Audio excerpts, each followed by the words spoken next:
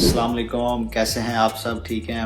تو میں آپ کو اپنا تعارف کراتا ہوں۔ میرا نام محمد قاسم مختار ہے۔ میں یہاں پہ یو کے میں رہتا ہوں، بریڈ فورڈ سٹی میں رہتا ہوں۔ میں پروفیشنلی فزیو تھراپسٹ ہوں، لیکن ابھی میں فزیو تھراپی کی جاب نہیں کر رہا کیونکہ اس کے لیے لائسنس چاہیے ہوتا ہے، HCPC لائسنس، تو وہ تو ابھی آیا نہیں ہے۔ میں کافی دیر سے ویٹ کر رہا ہوں اس کے لیے، لیکن ابھی وہ آیا نہیں۔ میں کوئی اور جاب کر رہا ہوں فی الحال۔ تو میں بھی یہاں پہ ایز اے اسٹوڈنٹ آیا تھا۔ میں کوئنٹی یونیورسٹی میں آیا تھا، جنوری 2022 میری انٹیک تھی، تو ڈگری میں نے کر لیا، تو ابھی میرا ویزا سوئچ ہو گیا ہے، تو ابھی میں بریڈ فورڈ موو ہو گیا ہوں۔ میں نے ٹائر 2 لے لیا۔ خیر وہ میں آپ کو کسی اور دن اپنا ایکسپیرینس بتاؤں گا کہ کیسے میں نے ٹائر 2 لیا۔ تو فی الحال بات کرتے ہیں کہ میں نے سوچا کہ میں آپ کو اپنا ایکسپیرینس بتاؤں کہ کون کون سے ڈاکومنٹس چاہیے ہوتے ہیں یہاں پہ آ کے اسٹڈی کرنے کے لیے۔ اگر کوئی اسٹوڈنٹ پاکستان سے آ رہا ہے، انڈیا سے آ رہا ہے یا بنگلہ دیش سے آ رہا ہے، تو اس کے کون کون سے ڈاکومنٹ چاہیے یہاں پہ آ کے اسٹڈی کرنے کے لیے۔ تو چلے ہم اپنی ویڈیو سٹارٹ کرتے ہیں۔ میں آپ کو بتاتا ہوں کہ کون کون سے ڈاکومنٹ چاہیے۔ تو آپ ایسا کریں، آپ لکھ لیں، یا ویسے اگر آپ کا حافظہ تیز ہے تو آپ یاد رکھ لیں اس کو۔ تو سب سے پہلے تو آپ کو یہاں پہ آنے کے لیے، انٹرنیشنل ٹریول کرنے کے لیے پاسپورٹ چاہیے۔ پاسپورٹ اگر آپ کا بنا ہوا ہے تو ٹھیک ہے، نہیں بنا ہوا تو بنوا لیں، اور اگر ایکسپائر ہونے والا ہے تو آپ اس کو رینیو کروا لیں۔ یہ نہ ہو کہ آپ یہاں پہ ٹریول کریں اور وہ ایکسپائر ہو جائے کچھ دنوں میں، تو پھر وہ ایک نیا مسئلہ شروع ہو جائے گا، تو آپ اس کو پہلے ہی رینیو کروا لیں۔ دوسرا آپ کو ٹرانسکرپٹ چاہیے ہے۔ تیسرا آپ کو ڈگری چاہیے ہے۔ یہ دونوں چیزیں چاہیے ہیں آپ کو۔ اپلیکیشن تو آپ کی ٹرانسکرپٹ بھی ہو جائے گی، اپلائی تو ہو جائے گا یونیورسٹی میں، لیکن جب آپ یہاں پہ ٹریول کرو گے، جب آپ یہاں پہ آؤ گے، تو یہاں پہ آ کے یونیورسٹی بھی چیک کرتی ہے ایک دفعہ سارے ڈاکومنٹس۔ یہ دونوں چیزیں چاہیے ہوں گی۔ 4 نمبر پہ آپ کو چاہیے ہے آئٹس۔ اگر آپ کسی ایسے کورس میں اپلائی کر رہے ہیں جس کی ریکوائرمنٹ 5.5 ہے یا 6 بینڈ ہے، اور دوسرا آپ کے FSC میں انگلش میں اگر آپ کے 70% سے زیادہ مارکس ہیں، 70% ہیں یا 70% سے زیادہ مارکس ہیں، تو پھر آپ کو آئٹس کرنے کی ضرورت نہیں ہے۔ وہ یونیورسٹی آٹومیٹیکلی آپ کو ریلیف دے دے گی۔ وہ آپ کا 70% سے زیادہ مارکس وہ آٹومیٹیکلی ایکویلنٹ ہو جائے گا 6 بینڈ کے یا 5.5 بینڈ کے۔ لیکن اگر آپ کسی ایسے کورس کے لیے اپلائی کر رہے ہیں جس کی ریکوائرمنٹ ہے 6.5 یا 7، تو پھر آپ کو آئٹس کرنا پڑے گا۔ تو 4 نمبر پہ آپ کو آئٹس چاہیے ہے۔ تو میں تو یہ سجیسٹ کروں گا کہ آپ پہلے سے آئٹس کر لیں، کیونکہ آئٹس انگلش لینگویج ضروری ہے یہاں پہ آگے بولنے کے لیے، رہنے کے لیے۔ تو جب آپ آئٹس کرو گے تو وہ آپ کی انگلش بہتر ہو جاتی ہے، اور 6.5 لازماً آپ بینڈ آپ کے پاس ہوں تو زیادہ اچھا ہے اگر آپ آئٹس کریں، کیونکہ آپ کی تھوڑی انگلش بھی اس سے بہتر ہو جائے گی۔ 4 نمبر پہ آئٹس ہو گیا۔ آگے 5 نمبر پہ آپ کو بینک سٹیٹمنٹ چاہیے۔ اچھا، بینک سٹیٹمنٹ کتنی چاہیے یہ سمجھنے والی بات ہے۔ اگر آپ لندن میں کسی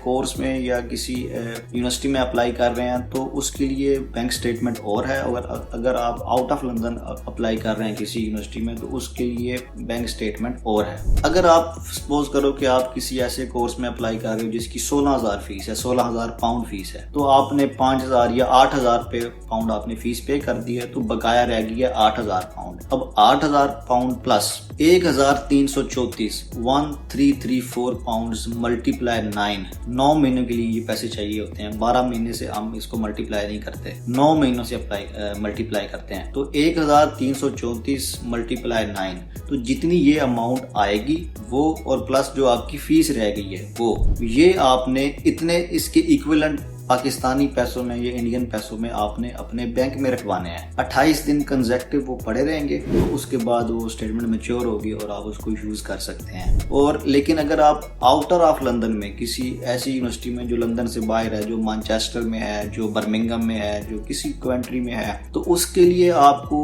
جتنی فیس بقایا آپ کی رہتی ہے وہ، پلس 1,023 پاؤنڈ آپ نے اس کو 9 سے ملٹیپلائی کرنا ہے، تو جتنی اماؤنٹ آئے گی وہ، اور پلس جو آپ کی بقایا فیس رہ گئی ہے وہ، تو یہ آپ نے 28 دن اپنے بینک میں رکھوانے ہیں، کنزیکٹیو 28 ڈیز۔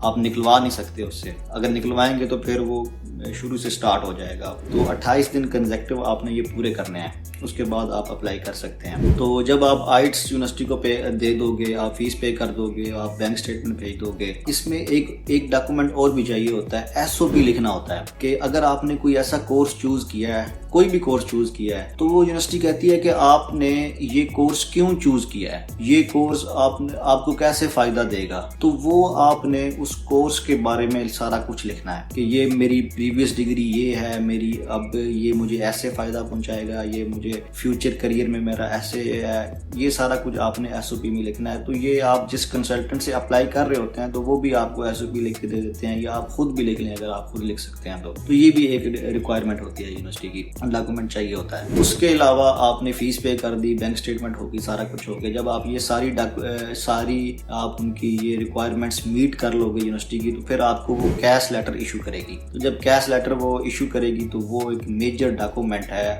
ویزا اپلائی کرنے کے لیے۔ تو ہم دوبارہ میں بتاتا ہوں آپ کو کہ ٹوٹل کتنے ڈاکومنٹس ہو گئے۔ پاسپورٹ ہو گیا، ڈگری ہو گئی، ٹرانسکرپٹ ہو گئی، ایس او پی ہو گیا، آئٹس، اس کے علاوہ بینک سٹیٹمنٹ کتنی لکھوانی ہے یہ بھی میں نے آپ کو بتا دیا ہے، بینک سٹیٹمنٹ، اور اس کے اینڈ پہ کیش لیٹر چاہیے ہوگا جو اینڈ پہ آپ کی یونیورسٹی آپ کو ایشو۔ اور آپ کو ایک ڈاکومنٹ چاہیے ٹی بی ٹیسٹ، آپ نے ٹی بی ٹیسٹ کروانا ہے۔ یہ کہاں سے کروانا ہے؟ آپ گوگل پہ سرچ کر سکتے ہیں کہ کون کون سے پاکستان میں سینٹرز ہیں جو یو کے لیے اسٹڈی ویزے کے لیے ٹی بی ٹیسٹ کرتے ہیں۔ تو آپ نے وہاں سے جا کے اپلائی کرنا ہے، آپ نے اپائنٹمنٹ لینی ہے، اور وہاں سے آپ نے آپ کا اپنا ٹی بی ٹیسٹ کروانا ہے۔ اور اگر آپ کسی کنسلٹنٹ سے یہ سارا کچھ پروسیجر کروا رہے ہیں تو آپ اس سے پوچھ لیں، وہ آپ کو سارا گائیڈ کر دے گا کیسے آپ نے اپائنٹمنٹ لینی ہے۔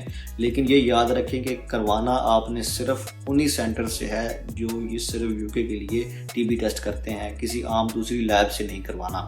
تو یہ بھی ایک بہت ضروری ڈاکومنٹ ہے، اس کے بغیر آپ یو کے ٹریول نہیں کر سکیں گے، آپ کو وہ الاؤڈ نہیں کریں گے۔ تو یہ بہت ضروری چیز ہے، یہ بھی ایک ڈاکومنٹ ہے۔ تو یہ سارے ڈاکومنٹس ہیں۔ اگر مزید کوئی بات پوچھنی ہے یا کچھ سمجھ نہیں آیا تو آپ کمنٹس کر سکتے ہیں نیچے، تو میں آپ کو رپلائی کر دوں گا۔ اور لائک اینڈ سبسکرائب کرنا نہ بھولیں۔ تھینک یو، اللہ حافظ۔